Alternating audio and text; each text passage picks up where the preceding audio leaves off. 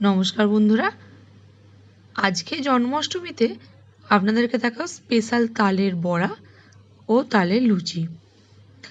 জন্মাষ্টমীতে গোপালের জন্যে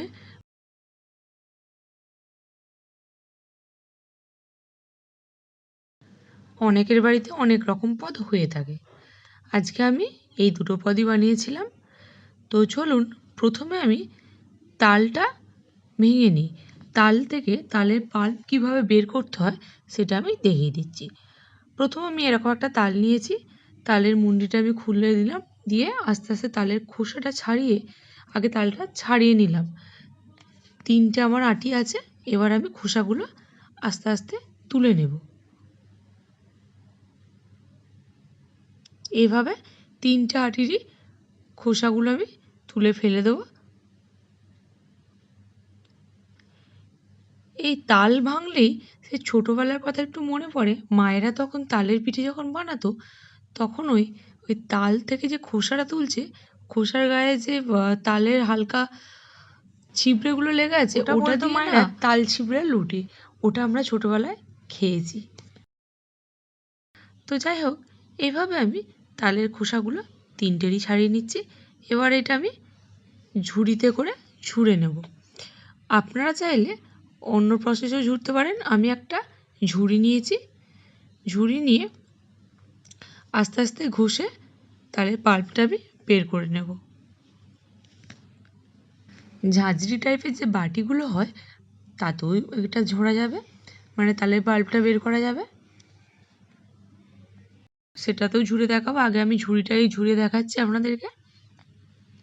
এইভাবে এক দিকটা ঘষতে ঘষতে সাদা হয়ে গেলে আবার অপর দিকটা যাব, দিয়ে এইভাবে তালের পাল্পটা আমি বের করে নেব।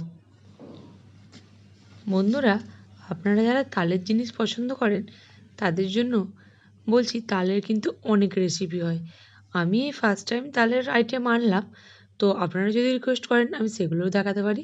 তালের পায়েস, তালের পাটিসাপটা, তালের আরও পিঠে হয় একরকম, তালের পোড়া পিঠে যেটা হয়। তো যাই হোক, আজকে আমি এটাই দেখাচ্ছি। আমি ঝুড়িতে কিছুটা ঝুড়ে নেওয়ার পর এবার আমি ওই ঝাঁঝরির সাহায্যে কীভাবে তালের পাল্পটা বের করতে হয় সেটা দেখিয়ে দিচ্ছি। এরকম একটা বড়ো সাইজের ঝাঁঝরি নিয়ে নিয়েছি এবং এইভাবে আস্তে আস্তে ঘষতে ঘষতে তালের পাল্পটা বের করে নেব।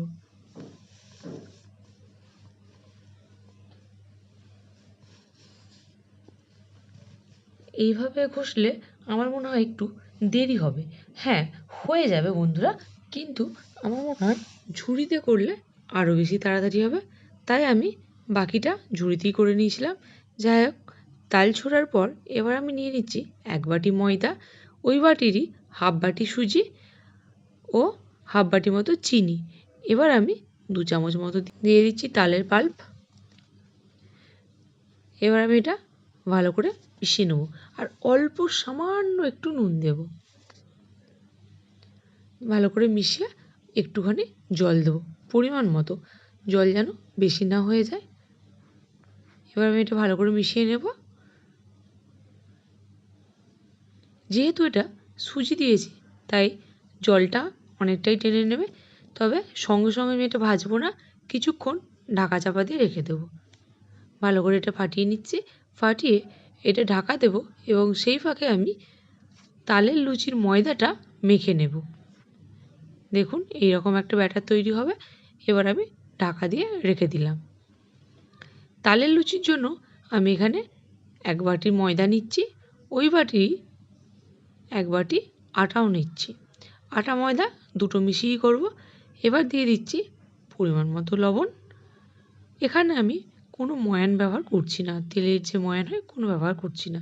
দিয়ে দিচ্ছি 4 চামচ মতো চিনি ও ছোটো বাটি 1 বাটি তালের পাল্প। দিয়ে এটা ভালো করে আমি মিশিয়ে নেব ও অল্প একটু জল দিয়ে ভালো করে মেখে নেব।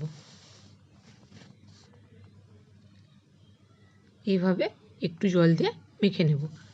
যতটা পরিমাণ জল লাগবে ততটাই দেবো, যেন খুব বেশি নরম না হয়ে যায়।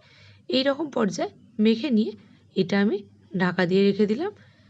অন্যদিকে আমি ওই তালের যে বড়া, এবার ওটা ভেজে নেব। দেখতে পাচ্ছেন সুজিতে কতটা পরিমাণ জল টেনে নিয়েছে। কড়াইতে তেল বসিয়ে দিলাম। গরম কড়াইতে তেল ভালো করে গরম হয়ে গেলে দিয়ে দেব ফুলুরিগুলো। এগুলোকে অনেকে তালের বড়াও বলে, অনেকে তালের ফুলুরিও বলে।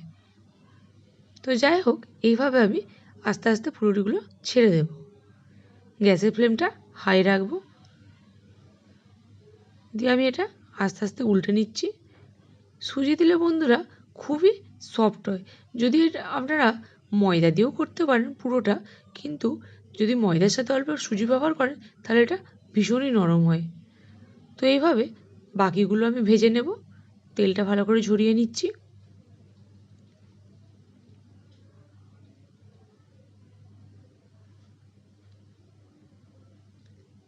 গ্যাসের ফ্লেমটা আমি হাই রেখেছি।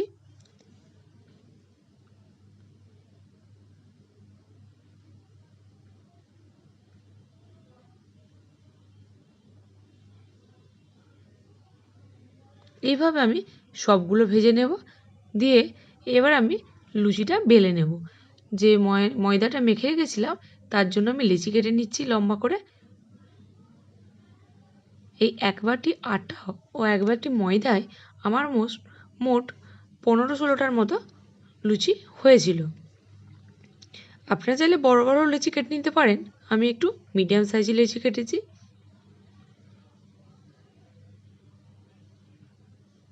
এবার একটু তেল দিয়ে বেলে নেব। আমি কিন্তু ময়ানের সময় একটুও তেল ব্যবহার করিনি, তাই একটু এখানে তেল দিয়ে বেলে নেব। যেহেতু এটা তালের লুচি, সেহেতু এটা একটু চ্যাটচ্যাটে ভাব থাকবেই, তাই তেল দিয়ে এটা বেলে নেব।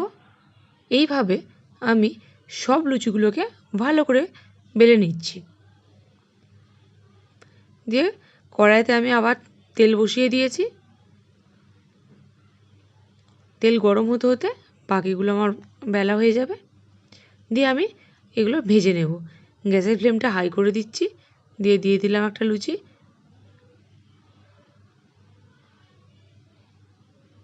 দেখুন বন্ধুরা কত সুন্দর লুচিটা ফুলেছে। এইভাবে আমি বাকিগুলো ভেজে নেব। আপনাদেরকে আর একটা লুচি আমি ভেজে দেখাচ্ছি।